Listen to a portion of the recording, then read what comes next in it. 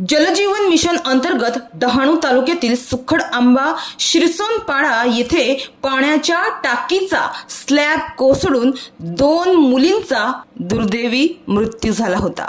या प्रकरणी ठेकेदारासह सरकारी अधिकाऱ्यावर कारवाई करावी व जलजीवन मिशन अंतर्गत झालेल्या निकृष्ट बांधकामाची चौकशी करावी या मागणीसाठी कष्टकरी संघटनेने 26 मार्च रोजी बुधवारी पालघर जिल्हा परिषदेवर मोर्चा काढला होता। यावेळी जिल्हा परिषदेचे मुख्य कार्यकारी अधिकारी भानुदास पालवे यांच्या कार्यालयाला घेराव घालून जोरदार घोषणाबाजी करण्यात आली। पाण्याच्या टाकीचा स्लॅब कोसळून दुर्दैवी मृत्यू झालेल्या दोन्ही मुलींच्या कुटुंबाला 5 लाख रुपयांचे सानुग्रह अनुदान तातडीने द्यावे, कुटुंबियांना प्रत्येकी 30 लाखांची नुकसान भरपाई द्यावी। या प्रकरणी दाखल असलेल्या FIR मध्ये ठेकेदाराचा उल्लेख असला तरी अधिकारी वर्गाची नावे समाविष्ट करावीत। कनिष्ठ व तत्सम अभियंत्यांवर विभागीय कारवाई करावी।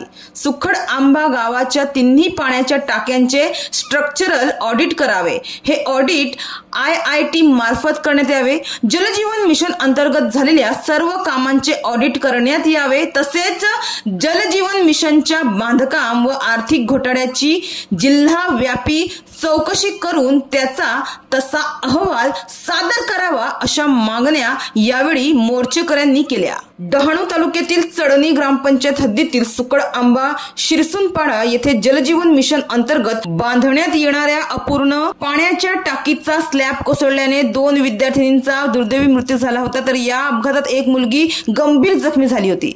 ही घटना 17 मार्च रोजी सायंकाळी 4:30 वाजण्याच्या सुमारास घडली होती। यामध्ये हर्षला रशू बागी आणि संजना प्रकाशराव या 2 मुलींचा जागीच मृत्यू झाला होता। तर या दोन्ही मुलीच्या मृत्यू प्रकरणी ठेकेदारासह सरकारी अधिकाऱ्यावर कारवाई करावी व जलजीवन मिशन अंतर्गत झालेल्या निकृष्ट बांधकामाची चौकशी करावी या मागणीसाठी कष्टकरी संघटनेने 26 मार्च रोजी बुधवारी पालघर जिल्हा परिषदेवर मोर्चा काढला होता। मात्र आता या प्रकरणी जबाबदार असलेल्या अधिकाऱ्यांवर कायदेशीर कारवाई होते का हे पाहणं महत्त्वाचं ठरेल।